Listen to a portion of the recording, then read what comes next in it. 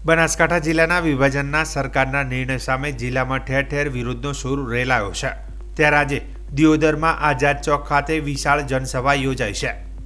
આ જનસભામાં કાંકરેજ, દિયોદર, ધાનેરા, ભાભર અને ભીલડી સહિતના વિસ્તારમાંથી વેપારીઓ, ખેડૂતો મોટી સંખ્યામાં હાજર રહ્યા છે। તે ઉપરાંત ભાજપ, કોંગ્રેસના તાલુકાના આગેવાનો પણ હાજર રહ્યા છે।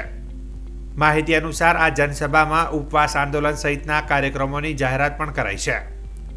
જો સરકાર આ મામલે જલ્દી કોઈ યોગ્ય નિર્ણય નહીં કરે તો આગામી દિવસોમાં આંદોલન વધુ ઉગ્ર બને તેવા એધાણ છે।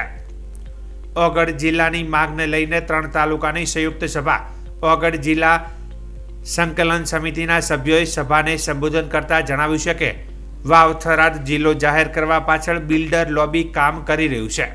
માત્ર ને માત્ર પહેલેથી ખરીદી કરેલ જમીન ઊંચા ભાવે વેચાણ તેવા હેતુને લઈને થરાદ વાવ જિલ્લાની રચના કરાઈ હોવાના આક્ષેપો પણ ઓગળ જિલ્લા સંકલન સમિતિ દ્વારા જાહેર સભામાં કરવામાં આવ્યા હતા। અને આજે દિયોદર ખાતે મળેલ જાહેર સભામાં સ્થાનિક લોકો વિવિધ પ્રકારના સૂત્રોચ્ચાર સાથેના બેનરો લઈ નજરે પડ્યા હતા।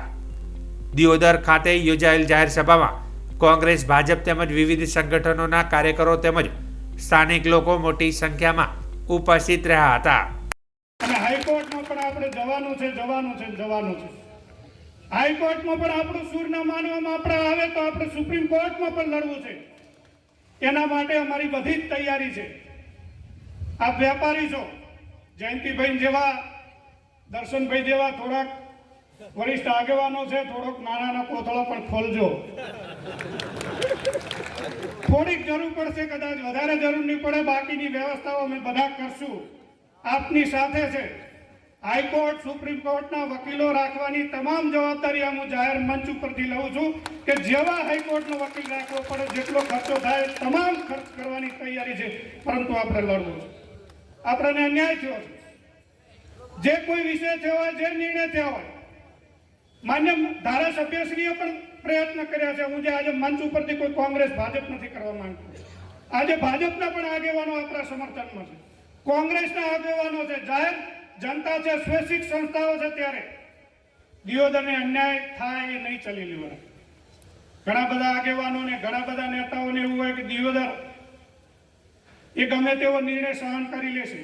ના, હું તો વિનંતી કરું છું, દિયોદર તાલુકા ઉપર કોઈ અખતરા ભલાથી ના કરતા।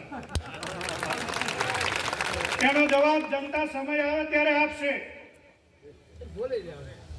આંદોલન આપણે કરવું પડે, અને જ્યારે આપણી માંગણી નથી સ્વીકારી તો આપણે ભૈસાબાબા કરશું તો રાજ્ય સરકાર આપણી વાત નથી માનવાની કે ભારતીય જનતા પાર્ટી હોય, કોંગ્રેસ હોય, સ્વૈચ્છિક સંસ્થા હોય, પૂરી તાકાતથી લડવું પડશે।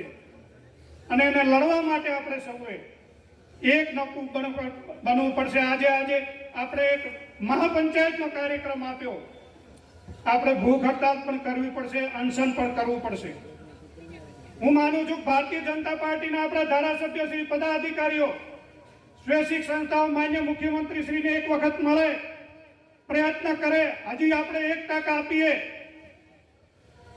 નહીં તો મારી પાછી એક વિનંતી છે કે અમે જે સ્થિતિમાં જે છીએ ત્યાં અમને રહેવા લો। આ વાત પણ આપણે સૌએ કહેવી પડે। અમારે થરાદ નથી જવું, આપણે પાલનપુર અનુકૂળ છે, અહીંથી રેલવેમાં પણ બેસીને આપણે જઈ શકશું। આવનારા રાજકીય ભવિષ્યની અંદર આપણા વિસ્તારને અન્યાય થયો છે, આવનારી પેઢીને આ નિર્ણય એવો બધો ઘાતક છે કે આપણે સૌએ, બુદ્ધિજીવી લોકોએ ખૂબ વિચાર કરવો પડશે। આમાં બહુ મોટું રાજકારણ રમાઈ છે। ત્યારે આવો આપણે સૌ જ્ઞાતિ, જાતિ, પક્ષ, પાત ભૂલીને એક મંચ ઉપર આવીએ। અમારે આમાં કોઈ જશ લેવો નથી।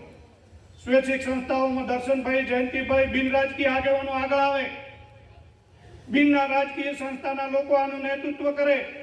અમે પડદા પાછળ જે આપ સહકાર માંગશો એ સહકાર અને સાથ આપવા તૈયાર છીએ। સભ્યો છો, શું કહેવા માંગો છો? સૌપ્રથમ આપના માધ્યમથી સૌને જય ઓગળજી।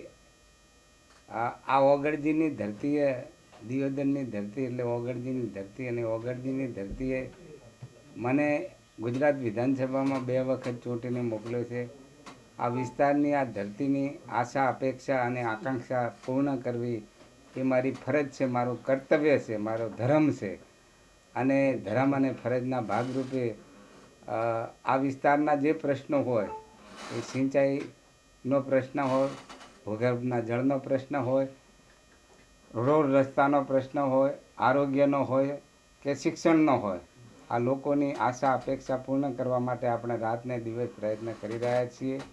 જ્યારે જિલ્લા વિભાજનની વાત આવી ત્યારે આ તાલુકાના આ વિસ્તારના વિવિધ સંગઠનો, એસોસિએશનો અને જાગૃત નાગરિકો દ્વારા મારી સમક્ષ જે રજૂઆત કરવામાં આવી એ રજૂઆતને મેં યથાસમયે રાજ્ય સરકાર સુધી અને રાજ્યના મુખ્યમંત્રી સુધી, વહીવટી તંત્ર સુધી આ વિસ્તારની જનતાની માગણી મેં મૂકેલ છે. અને હજી પણ લોકોની જે કોઈ વાત હશે એ વાત રાજ્ય સરકાર સુધી પહોંચાડવામાં હું પાછો નહીં રહું. સાહેબ, સતત પાંચ દિવસથી તો વિરોધ થાય છે. આજે મહાસભાનું આયોજનથી થયું હતું. આગળના કાર્યક્રમો પણ આપવામાં આવશે, તેને લઈને આપ ઇન્વોલ્વ થશો કે નહીં?